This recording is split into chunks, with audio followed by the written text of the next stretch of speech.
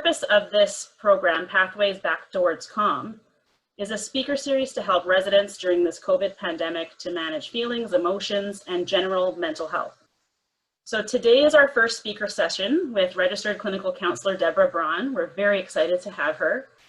We have residents joining us from all of our PARC communities today. We have them in the multi-purpose rooms. We also have residents on their own devices in their suites. We have PARC managers that have logged in, employees, and we even have some family members of our residents who have joined us. So again, thank you so much everyone for joining us today. Deborah will be speaking for about 40 minutes today, and there'll be an opportunity for questions at the end of her talk. And we're also recording the session so that we have an opportunity to replay it for any residents that weren't able to attend today. So a little bit of a background about Deborah Braun. She's been working and volunteering in health services field for over 10 years in Vancouver and in London, England.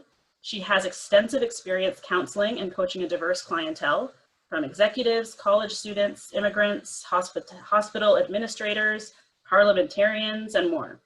In addition to counseling, she enjoys delivering workshops on a variety of topics, such as stress and anger management, curiosity and self-esteem, and adjustment to chronic illness.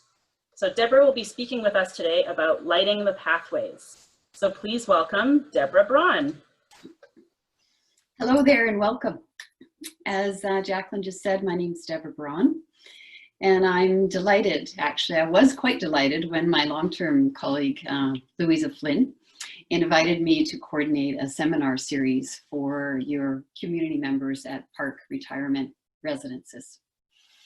And the goal of the series was developed by my 4 colleagues and myself, Pathways Back Towards Calm, how to direct your mind so it doesn't misdirect you, is to really educate and encourage you to shift away from feeling stressed and discouraged to feeling hopeful, energized, and calm.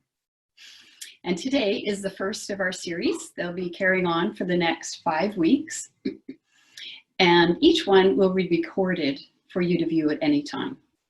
So I invite you all to sit back and simply notice what seems interesting, what feels familiar, and what might be helpful for you.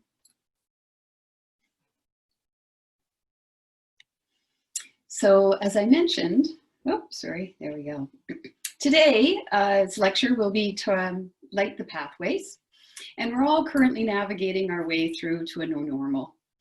This seminar is going to invite you to exercise the 5 C's of curiosity, care, connection, clarity, and creative expression in order to shine a clearer and brighter light on your chosen pathways forward. Next Monday, you will have the special treat of Dr. Glo McCarter. She's going to present Extend the Light, and she'll invite you to consider some questions about how you find satisfaction and quality of life amidst challenges, stressors, and uncertainty. And she's going to invite you to shine a light on your inner resources, those natural gifts and strengths that you now call on to appreciate them more and bring them more into practice. The following Monday, I will return with Reroute Anxiety. We often mistake anxiety as highly problematic, and in fact, it can help us take steps which help us address and prevent future discomforts. In that seminar, you'll learn helpful facts and strategies to reroute anxiety so it works for you, not against you. At least that's my hope. The following Monday, July 6th, Dale Trimble, a wonderful colleague, someone who I've learned many things from over the years, will teach you how to, believe it or not, make friends with anger. It's actually a healthy emotion if it's handled right. And his practical lecture will provide tools and insight for using anger in a way that can be rewarding, bring people closer, and make the world a better and more peaceful place. And finally, we'll wrap up with my long-term friend, such a fun friend, Joanne Weiler, and she will share strategies on how to lift relationship to stress. In her session, you'll learn how to set boundaries, how to be curious about what you're learning, how to cherish yourself and others, and ultimately choose love over fear. So, without further ado, we'll get started. So this is an unusual time. And even though in BC we're transitioning back towards reopening, we each think, feel, and act in unique ways. as we attempt to develop a new normal. In essence, we're all trying to choose a wise and healthy path and to light our own way. So today I'm going to invite you, as I said, to consider 5 new approaches to chart your way. And by the time we wrap up, I hope you'll be exercising more curiosity, care, connection, clarity, and creative expression to shine the light on your path. And as I like to start, I'm inviting you to get comfortable. And each of us came from different places earlier, different activities and events. And I just invite us to kind of settle in and take a few breaths and just get here, arrive, to be more present. And I'm going to invite you to get as comfortable in your chair as possible. You can close your eyes if you like, or just relax your gaze. And breathe in through your nose and out through your mouth. And just do that a few times. And as you do so, I'm just going to let you know that when we're in a time of threat, we naturally will breathe in through our mouths. So choosing to breathe in through our nose helps calm the nervous system and tells our brain, hey, I've got this. There's no threat here. So simply choosing to take breath in through your nose will help you relax you a bit. And then breathing out through your mouth engages what we call the parasympathetic system, which calms us down. And breathing out a little longer and slower helps reduce the heart rate. So I just invite us all to just take a few breaths in through the nose and out through the mouth.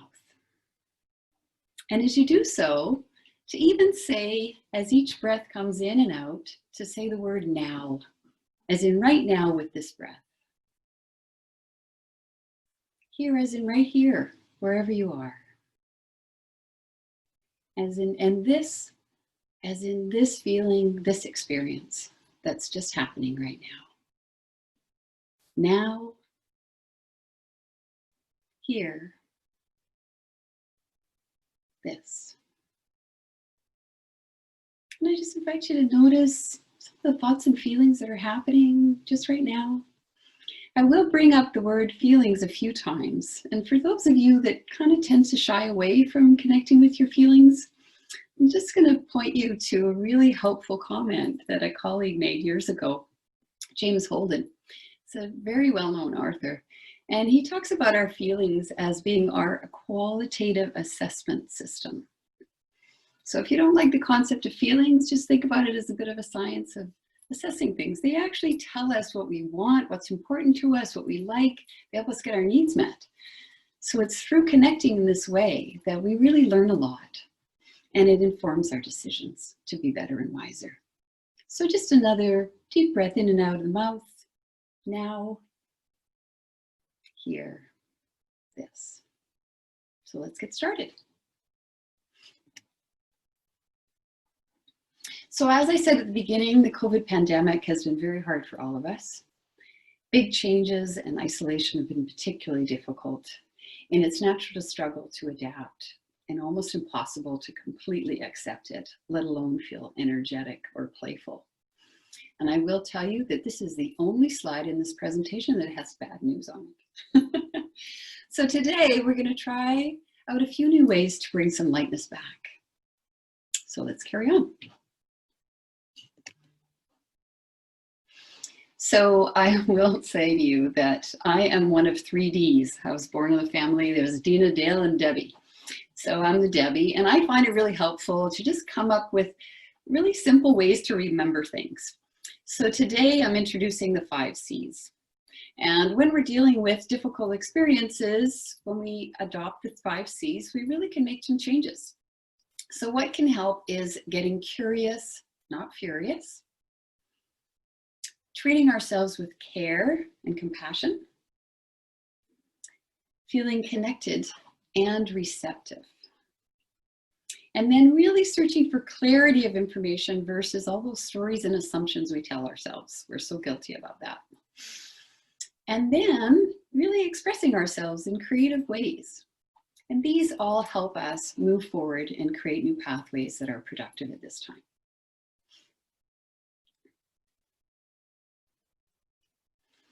So the reason I called this workshop Pathways Towards Calm is that our brains are like a system of pathways. They're not actually truly like that. They're actually a bunch of circuits that keep firing and shooting up energy, and neurochemicals, etc. But it's really great to think about them as a series of pathways. Many of us hike in the Vancouver area, and many of us go to beautiful gardens, and we follow these pathways. And we have this whole pathway system in our brain. Now, the other thing about our brains is our primary goal is for survival. And it actually takes 35% of our body's energy to focus mentally. I'm sure after you've focused on something or really been concentrating for a while, you typically feel hungry or maybe a little bit tired afterwards. That's because so much energy is required in focusing our mental attention. So that survival piece means that our brain will constantly try to save us energy to fight, flight, or freeze. So there's the pro and the con of having this survival technique. So it means that it helps in stressful times, but the con of the brain saving us energy for fight, flight, or freeze is that we get stuck in habitual patterns. So there are certain pathways in each of our brains that become a standard pattern. Something feels familiar and then off we go to use that same pattern. So really, these workshops are really about bringing the attention so that we can pause and just be present like we did in that simple little beginning exercise to take in the new information and make a mindful, helpful, healthy choice. So unfortunately, part of the challenge with COVID is that the natural response in times of stress is to reach out and connect with our friends and family. And we have had limited capacity to do that. Now, the result of not being able to connect in those ways is the natural stress responses of anger, fear, grief, loneliness, agreeing, going along, etc. But the fabulous experience about being human is we are unique to the rest of the animals on the planet in that we actually are lifelong learners, which means that we can constantly be growing and changing new habits. So we need to simply pause in the moment and get ourselves present to make a choice about how we want to respond. And I love this particular quote by Viktor Frankl, who was a Holocaust survivor and went on to become a very famous psychiatrist years ago after the war, in which he says, between stimulus and response, there's a space. And in that space, I always feel kind of emotional when I say this one, is our power to choose our response. And in our choice is our growth and our freedom. So we are all aware of the times during this pandemic that started really influencing our lives about 3 months ago, that we have often felt stimulus react. And so really, when we're talking about this space between stimulus and response, that's when we pause and we really start to recognize, what are we able to do? What do we want to do? What would make a difference right now? What will I feel good about later, right?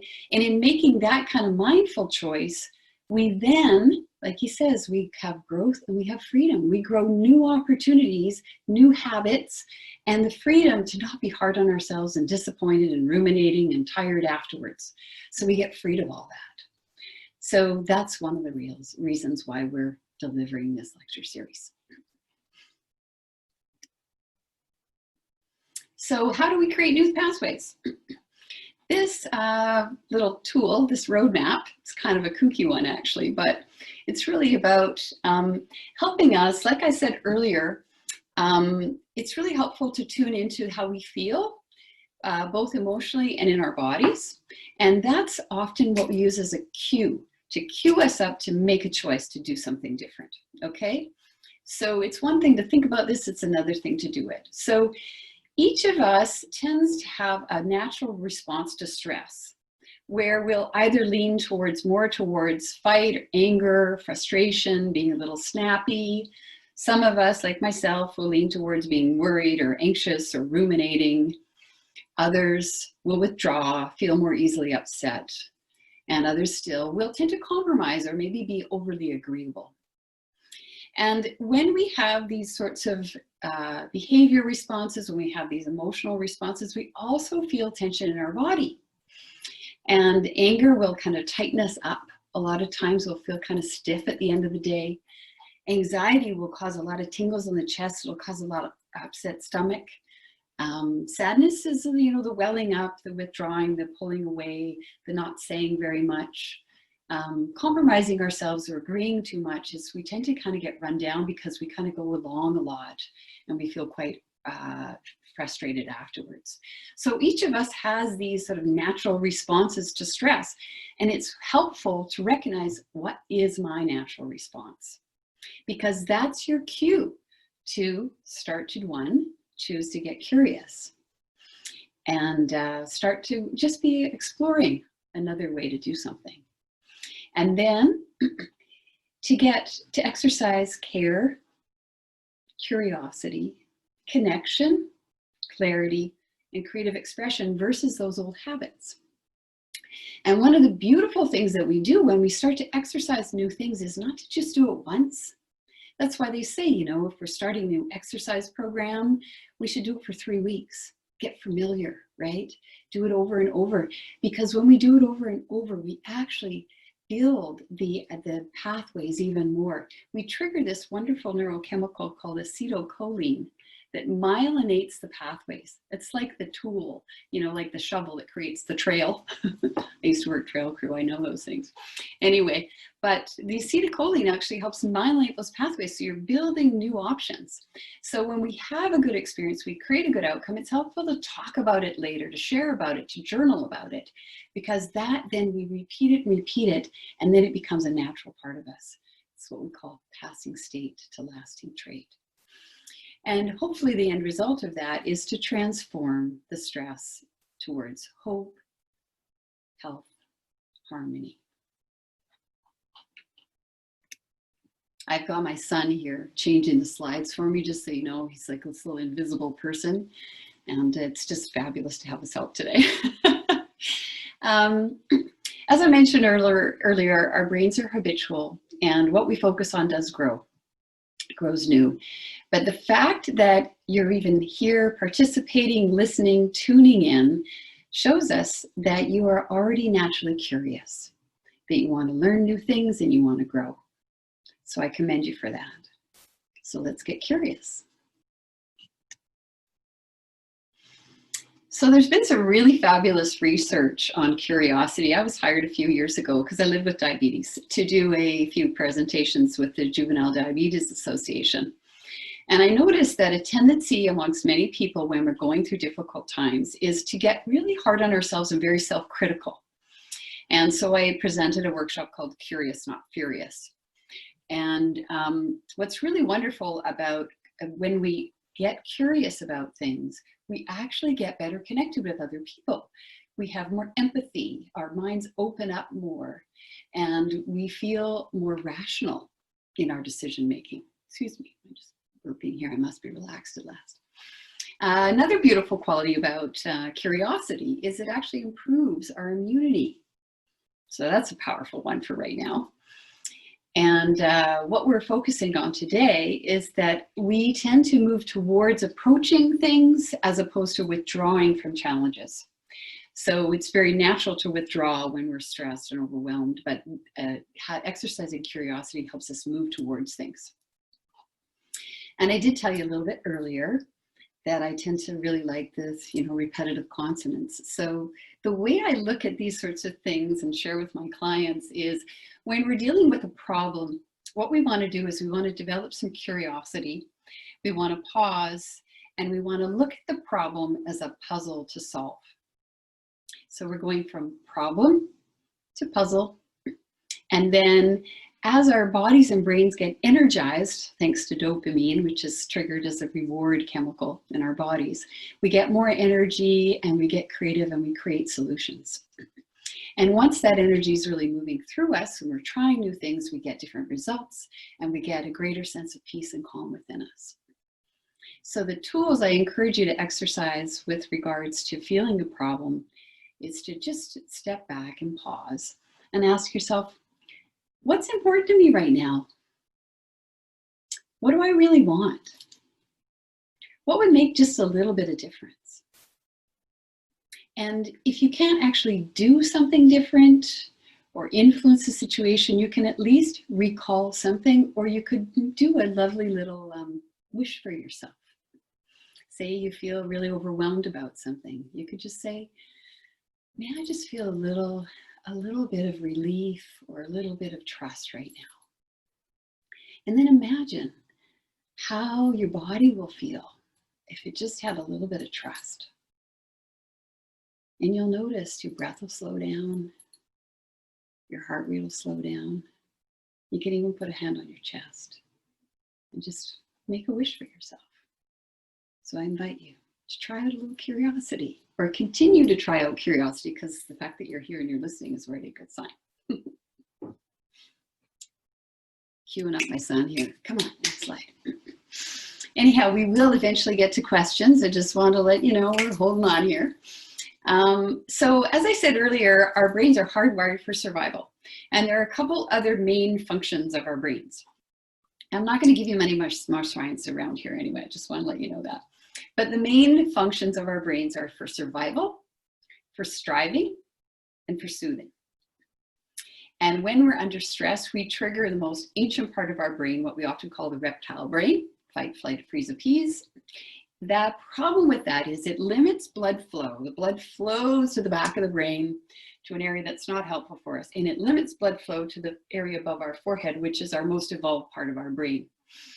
And when we tend to try things, but we don't feel in control and things don't help out, we don't get the desired results, we might be trying to influence this sort of striving part of our brain, but when we don't succeed, we go back into the survival thing.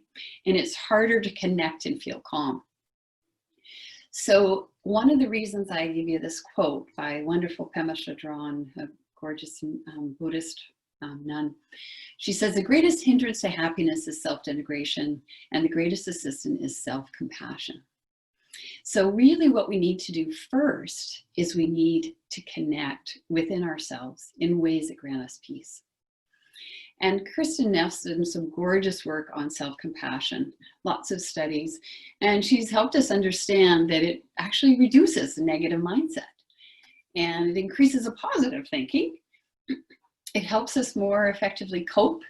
We feel motivated, and there are plenty of studies that it actually improves our health.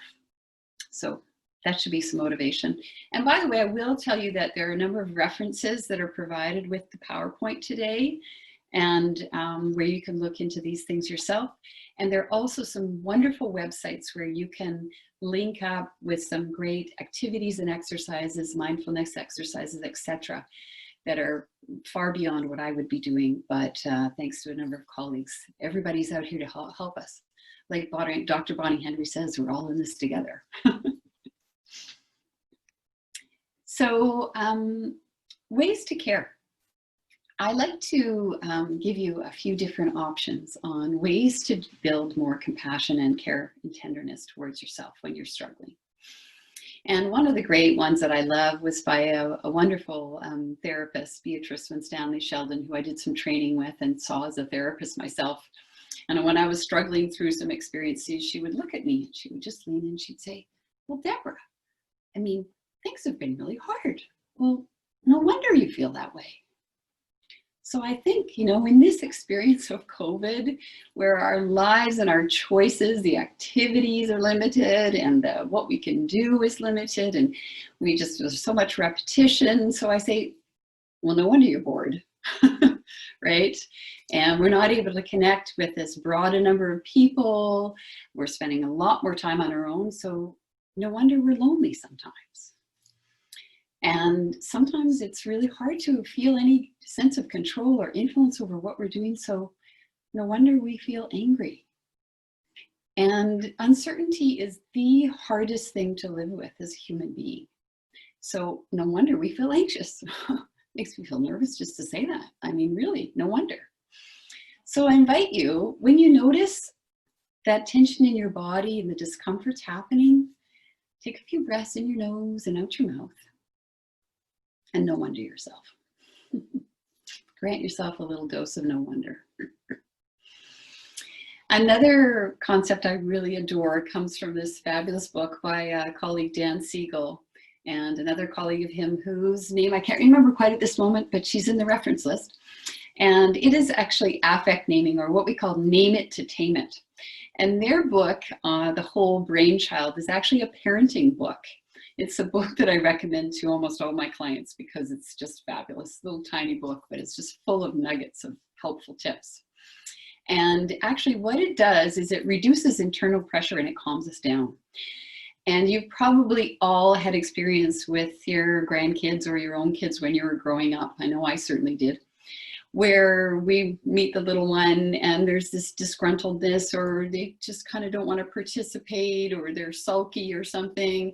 And we just have a little mini conversation with them. And you know, I remember picking up my son once and he was disappointed about some little boy that he wanted to play with that ignored him.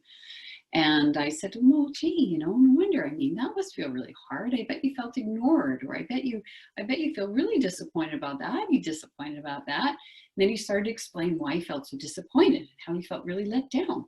And then he started talking a bit more, and then all of a sudden his mood shifted. He was more energetic again. So often these little tools we use with youngsters are actually really helpful for ourselves. So that's the value of talking with our friends, journaling, to just simply name it to tame it. It calms us down and it helps us feel a whole lot better. Another exercise that I really enjoy is one by a colleague, Rick Hansen. He's not our local Rick Hansen, who I was fortunate enough to be very good friends with in university days. But Rick Hansen, who is a psychiatrist in the States, and he's written some fabulous books, one called Just One Thing. And he points out, he gives this example of a first start and a second dart.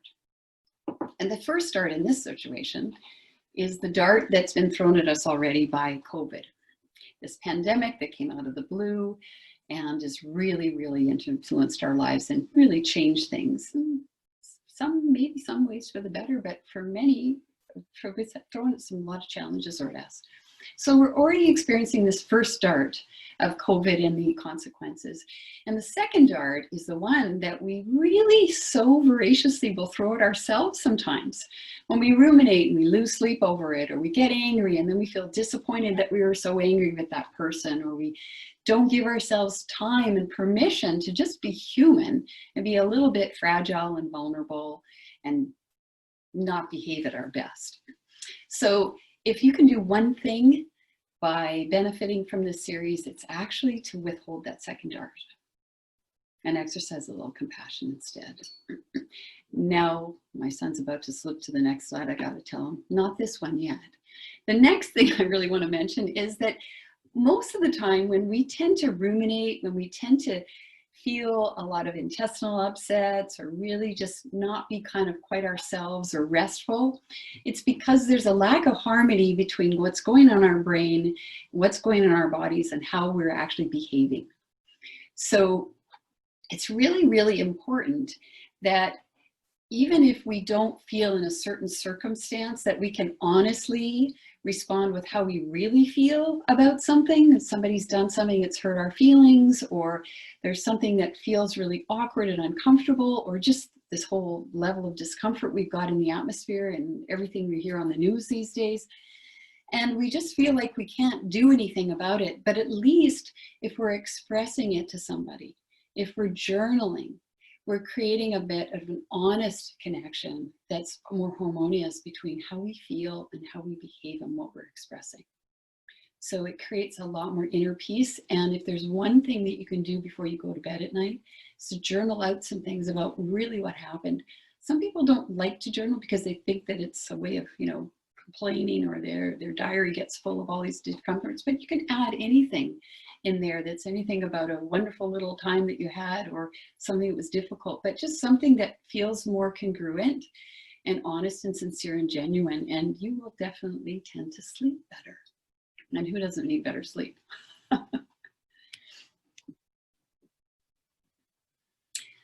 So many of us at different times in our lives have experienced illness. Oh, it's always a tough one for me, I gotta say. And we know the calming and beneficial effect of loved ones when we're going through an illness. I love this quote. Oh. When we replace I with we, even illness becomes wellness. I think I'll have a good drink of water now. So let's focus on enhancing connection.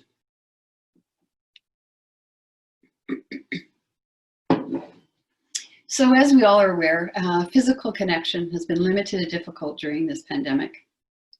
And some of us are still far more isolated than others. So I'm going to invite you to try out a few of these exercises to notice, how you might enhance connection, whether physically together or not. So one of the things I'm encouraging you to think about is the fact that memories trigger feelings.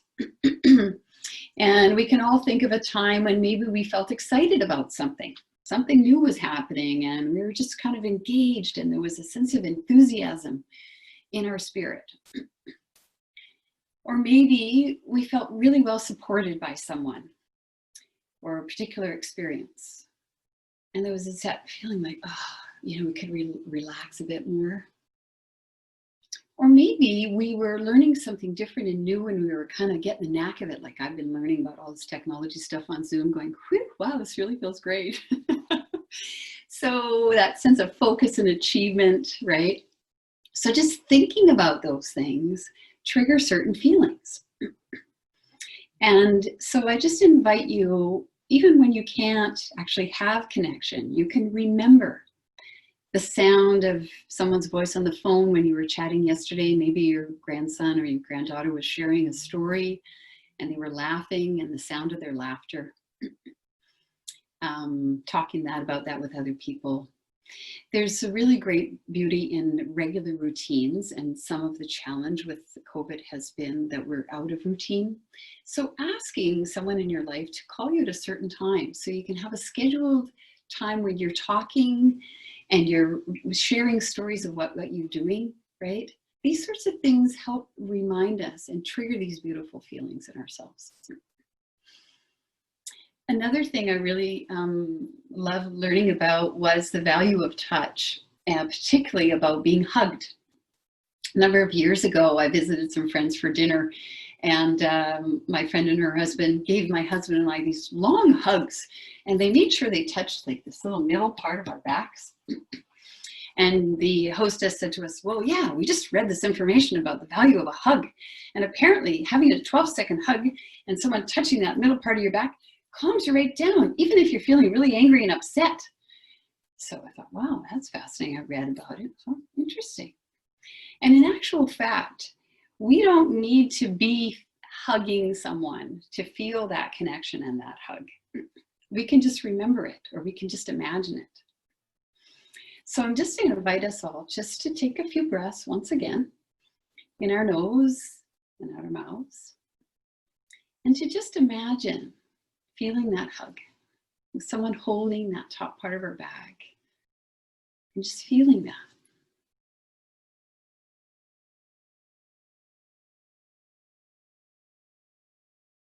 That warmth of connection can really come back so easily. So if you can't get the real one, you can at least imagine it. Now, I've mentioned a few of my professional colleagues, one of whom I met on an elevator at a conference once, Barbara Fredrickson. She did some incredible research about positive emotions. She also works in the US.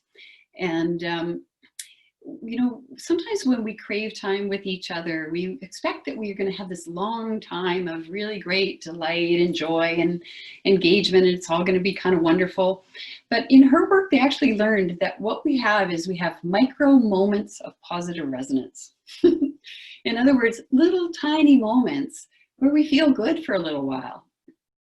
So when we can't have connection, there are still a number of times when we just have that simple, small amount of time, like where we're listening to something and someone's sharing something that they really like. We're having that sense of joy for them, right? That delight and connection. Or maybe we're just looking at something together and there's this sense of awe. I'll talk about that in a little while. We're just having that short moment of awe that's just a kind of wow, you know, opens us up. And or perhaps where we learned something that was such a relief, or we finally achieved something. We just have these little tiny moments. So it's not that we need to connect for long periods of time, but we get to treasure those little moments. So I invite you to just pay attention to those and remind yourself of those frequently. Another bit of work that Barbara Fredrickson did was around reciprocal connection, where it's not necessarily the number of people we connect with, but it's the value, the quality of connection. And reciprocal connection is really where the person isn't actually connecting with you or being with you for any other reason simply than they like to be with your company. And it just feels nice. So to just appreciate that you probably have that within the communities you're living in, within a number of family members or friends, and that you've probably had a number of those over many years of your lives. And to just really, really drink those in. And lastly, on this section, we've learned a lot about all kinds of ways people are connecting remotely. I was running with a friend and she was talking about her mom playing bridge remotely with some people and how another friend had dialed in and had her mother or her dad start up watching a movie at the same time they were watching a movie at home, and they had Zoom on, so they were talking. And yoga classes. I know I tried to participate in a few online, but everybody's different, and it's kind of fun to be actually doing. I even learned about a dance one. Everybody's dancing in their own home to the same music together. It's not quite the same, but it's pretty fun. And another really beautiful one, because the sense of connection is so powerful and so strong and so healing when we're actually creating sound and music together, as in with many choirs. So I'm just going to play a lovely little clip by a group called Young at Heart.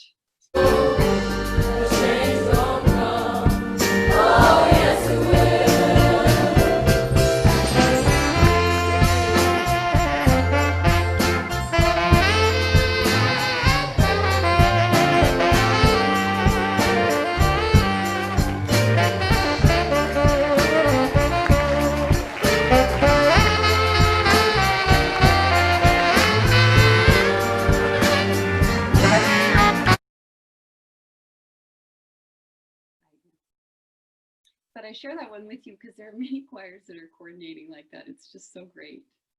Now, often in times of difficulty, uncertainty, when things are imposed on us, our perspective gets really distorted and quite problematic. And it's really hard to see what's beneficial about a difficult experience. And as human beings, we're what we call making sense machines.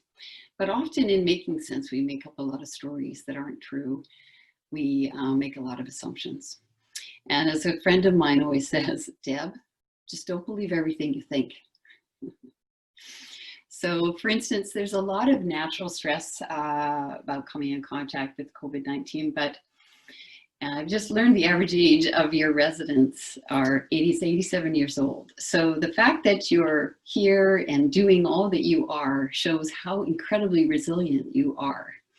You've all experienced an awful lot in life, and your presence and involvement today really shows you how vibrant you are. So I just want to draw your attention to that. And yes, we've actually really flattened the curve in BC. And there's a lot of us, everybody's out being very compassionate. And I just also want to draw your attention to the fact that, yes, COVID is impacting more people in your age range, but it's actually only, you know, it's maybe around 20%, but that means 80% of you are still doing absolutely great, even if you get it. So to draw and notice those qualities is really important, right? And even though our brain's goal is for survival, we want to emphasize the value of really what can be good. So I just want to invite you to notice more often and pause and step into being a bit more mindful, taking a few breaths, and maybe just for this moment to just reflect on the fact that you have some pretty great qualities, and maybe just even while you've been listening and tuning in today, you're noticing, hey, you're paying attention really well. You're quite engaged. There have been a few things you've noticed already that'll be helpful, right? You're able and involved in being really moving yourself into a state where you're able to respond more effectively in so many ways. And that's the value of mindfulness, really to observe our thoughts, catch ourselves and redirect so we can carve these new pathways. And on to our last couple slides. So one of the most enjoyable conferences I ever went to was one in California on mindfulness, compassion, and play. And it was there that I learned that the antidote to depression is not happiness, it's play. And if there's one thing, only one thing that you take from this workshop, I invite you to write down a list of 10 or 15 things you do that you find playful. And put those on that to-do list. And promise yourself to do a few every single week. So expressing ourselves creatively really creates more harmony between our body and our actions. Through art, whether it's writing or painting or drawing or creative glasswork, whatever the art form is, simply doing some creative work really, really, really is fun. It's engaging. It gets us into a state that we call flow, which cuts off the criticism, and we imagine good things and we think about what we're going to do with this art form. We might be bonding with some colleagues while we're doing it either together or in another room at physical distance, right? Making music, singing, dancing, learning to play the ukulele, picking up the piano again, playing the sax, whatever it is, that sense of music and harmony and resonance in the nervous system is really, really powerfully healthy. And then there's this beautiful concept of awe. I have a colleague, Cantor Canning, she has a great TED talk on awe. And again, similar to curiosity, it helps us connect better with others and ourselves. It actually triggers a natural anti-inflammatory. It energizes it and it shifts our mindset. And then I want to emphasize that movement in any form is really calming for the nervous system, whether you like to dance or whatever. But one of the fun things I learned about in the last few months was actual facial mobility, moving your face. And it might be really natural for you to just hum or sing or whistle when you're stressed. And that's a natural calming response. Actually, it's fun to do it with other people or just on your own. So I invite you to just, get playful and do those sorts of things. Our brains grow with creativity and expands our learning. There are things like masterclass you can sign up for and participate in and learn any number of things and do a lot of creative stuff. And on that note, I'm going to end this little bit with a little creative expression of my own. As a therapist, one of the things I've learned over the years is that there's really nothing quite like the value of an earnest apology. So I was thinking a while ago, what might be really helpful for this experience would be to script myself an apology from who I call Patty the Pandemic. And Patty can be Patricia or Patrick, but I grew up during the years of Dr. Seuss, so I scripted this little poem. And I'm just going to read it to you before we wrap up into questions here. So if Patty Pandemic were a gift in disguise, what would she be saying? Heck, I'll attempt to summarize. Perhaps she's seen we won't take a hint, so she's decided to be forcefully blunt and insist that we humans have been undoing each other by overdoing our days, mindlessly, unkindly overworking our human race. Or it's likely she's noticed our endless consumptive taste has been changing nature in the worst of ways. Or could she wisely believe that simplicity is the best way forward for all, especially families? But couldn't she teach us without being so ferociously mean? She certainly owes us an apology. Well, if I could catch your attention even just for a minute, I'd say, now, Patty, ease off, temper your spirit. Kindly grace those who are hurting with tender reprieve. Respond very quickly to your vaccine. Very soon, please. But before you do that, let us safely reopen our community centers. While you're at it, grant us jobs and a return to some pleasure. Now off you go, we've learned our lessons. We all deserve a break from your torturous message. In honesty, we humans cooperate and learn best when permitted time for togetherness. You can count on us, so let us return to life with hugs. Oh, particularly the warm ones, the warm, slow ones with our granddads and grandmoms.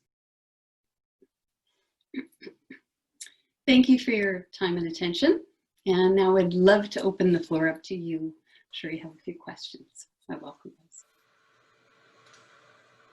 Thank you, Deb. I'm going to open it first to our communities, Mulberry, Oceana, Summerhill, Westerly, Cedar Springs. The active living managers who are running the sessions, if you would like to unmute yourself and ask any questions on behalf of a resident, that would be great. It's fun. I can see some pictures of people in the audience. Hello out there.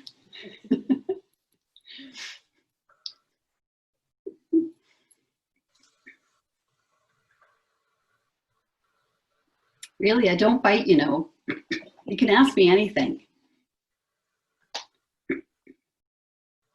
Well, while they're gathering the questions, Deb, I'm wondering some of the resources that you were mentioning. Yes. And some of these books that you're recommending, are you able to provide us with a list that we can forward on to all of the participants? We're going to scroll that up. That would be on the last slide. Okay. Which, yes. Oh, perfect. Okay. Can you see that? You don't have something? Okay, right. So yeah, there's a number of books there. And one of the great things about a number of those, could I just, you just move like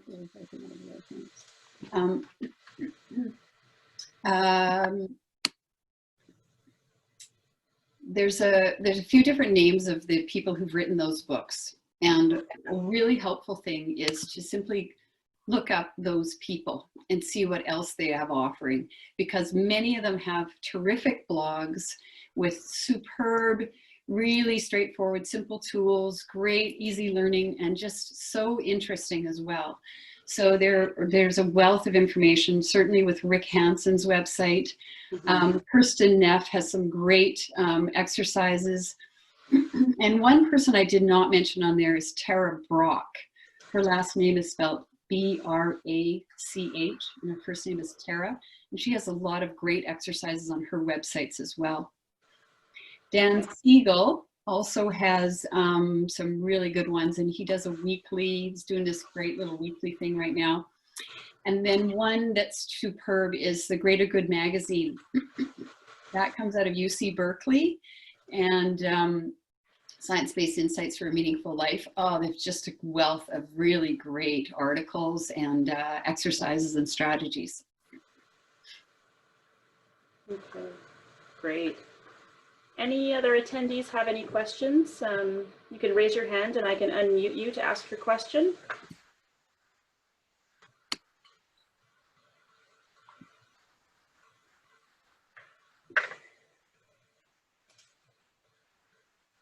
Or you can type a question, whatever you're more comfortable with.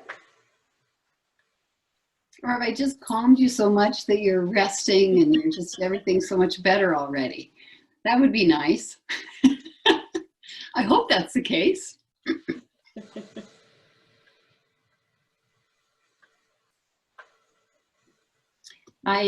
Obviously I'll be back in a couple weeks, or we'll be back connecting again in a couple weeks. And so if there are questions that people just simply want to take a little bit more time and maybe watch this again, and they might come up with some questions, I will gladly respond to those when we connect again, or I can reply through an email to Jacqueline or Louisa, and people can forward those on. So you don't need to feel pressured to ask a question now. Mulberry has a question. Great. I've just unmuted us. So one of our questions was, do you notice that people who are more positive struggle differently than people that have more of a negative approach to things? Is that how you mean it? Yeah, that was the question. Yeah, you know, I mean, it's a combination of things. There's a difference between being positive, feeling positive, and acting positive. But people who tend to, there's this whole idea around the optimist versus someone who's less optimistic. And we all tend to notice more of the negatives in any situation more than others. And they say that the optimist only leads 3 times as many positives to a negative as opposed to someone who's pessimistic, who would need 5 times as many positives to a negative. So we're just so prone to notice the stressors. But one of the things I really want to emphasize is there's sometimes we feel that when we're around other people, we don't want to complain. We don't want to be a burden to someone. So we'll keep things to ourselves and we'll kind of put on a happy face, or we'll behave more optimistically or positively. And that's actually very hard on us. And so you know, going along and appearing more okay is not necessarily the best thing. If you're going to do that, at least at the end of the day, like I said, journal or talk to someone who you feel can hear you a bit more. But yes, there has been a lot of research around thinking more positive thoughts, having a sense of hopefulness. The other link I would give you is for Dr. Larson's work on hope out of the University of Alberta. She did some really wonderful work around feeling hopeful. And sometimes the feeling of hope is not necessarily something that's even connected with something tangible, but it actually creates a certain resonance in our system. It triggers dopamine, serotonin, oxytocin. Serotonin makes us feel happy and relieved. Oxytocin helps us trust and feel calmer. And it actually helps our nervous system, helps our physical system, our physical health and well-being.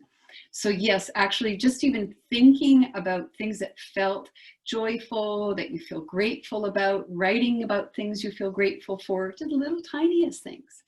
I often have clients write a list of things where they had a choice to do something they enjoyed or something they appreciate, where when we get up every day and, well, gee, was my bed comfortable? Yeah, I really enjoyed that. I had comfortable sheets. I got to choose the coffee I drank. I got to choose how much sugar and milk I put in it. And gee, the porridge I had today was nice and warm and it was interesting texture. And then I spent some time talking with a friend who was interesting.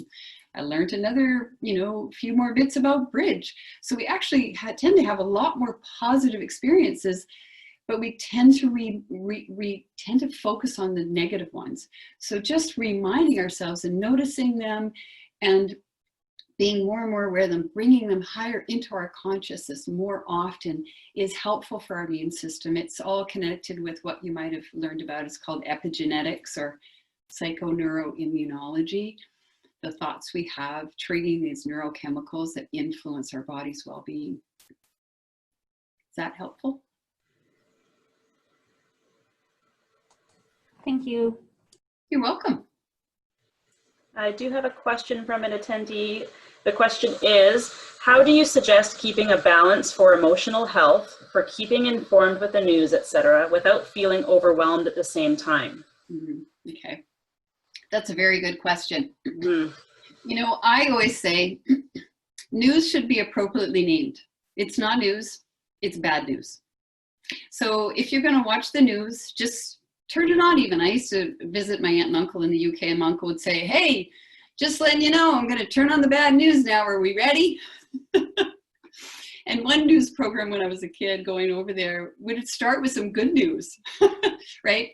So it's important to recognize that, yes, there is a lot of very difficult news. It's hard. And there are many people who are seriously struggling who, wow, they have been very, very, very negatively impacted by what's going on.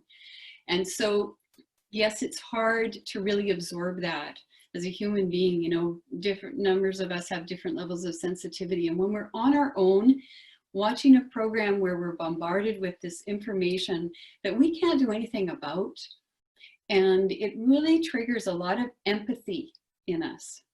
And there's a difference between what we call empathy, where we're imagining what it's like to be that person, it actually causes a lot of discomfort in our system when we're empathizing with people on the news. And we need to do it to some degree, but we need to temper it.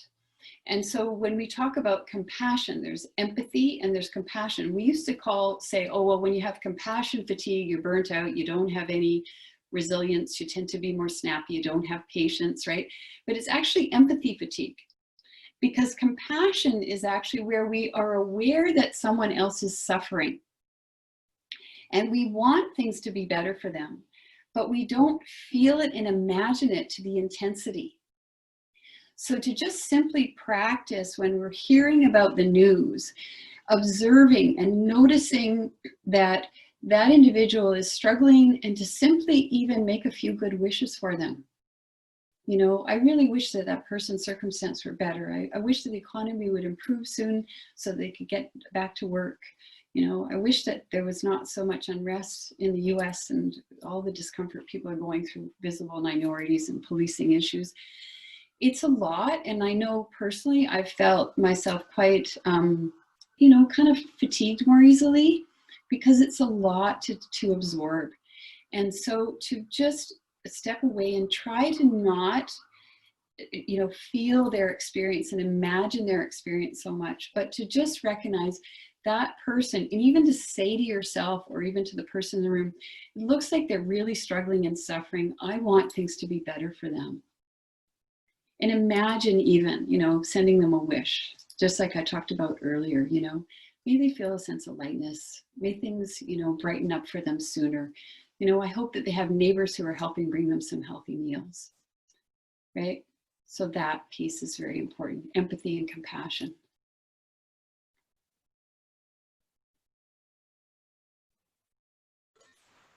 Anything else? Any other questions from anybody? I think there was a question from Cedar Springs. Can we meet your son? Well, here he is. Thanks, Ryan. He's fabulous. Oh, you guys are so funny. He's a good cook too. He's a really good cook. Oh, so grateful to have him around right now. Oh my goodness, in so many ways. And so I just have one more little closing slide if you don't have any more questions. And like I said, I will gladly answer questions between the workshops or when I'm in your community room again one day in the near future. Are we still here? Okay, there we go. I don't know if it's sharing right now. Are you there? Yep, I think you need to share your screen again. Okay, he's gonna get that going. There we go. Great. Okay. And we'll just scroll to our last one. We got the two-handed experience going on. Okay. Oh, and can you shift that one too? He's got one more piece. Okay, we're wrapping up now. So I love this little quote, that success in life often hides our abilities, where adversity gives us opportunities to discover them. And, you know, we've talked a lot today about the very incredible difficulties that have come from COVID. And yet there's also been things that we've learned, you know, the simplified life, the calmer environment we live in. There's all sorts of things that are coming up as a result of this hardship. And next week, you're going to be met with Glo McCarter, who is just one of the most positive, uplifting people I know, one of my former professors and a wonderful colleague. And I really hope for you that, you know, you'll start to recognize that there's a lot of new discoveries along the pathways ahead. And I hope you discover something delightful along the way as you just tried a few of these things, and that each of you have found some interesting changes, something that's positive and beneficial in this whole experience during COVID, and a few little trinkets to take home with you. And I really do trust that we all deserve to give a greater feeling of trust and ease and calm, of health and hope and happiness. And I just want to leave you with wondering what you're just going to discover on the way. Thank you again for your time today. It's been delightful to be here with you. Thank you, Deborah. That was fantastic. For our residences, the active living managers, I just asked, since this is our first Zoom webinar we've done with residents, we would love to hear some feedback about sound, picture quality, things like that for next week. So if there's anything that we need to improve, we would love to do that for you. Thanks again, everyone. I'll say one more thing. Oh, sorry, Deb. Next time, I'm going to have some more humor in it, okay? Humor, fun, okay? Bye-bye. Sounds good. Thanks, everyone. Have a wonderful day. Bye-bye.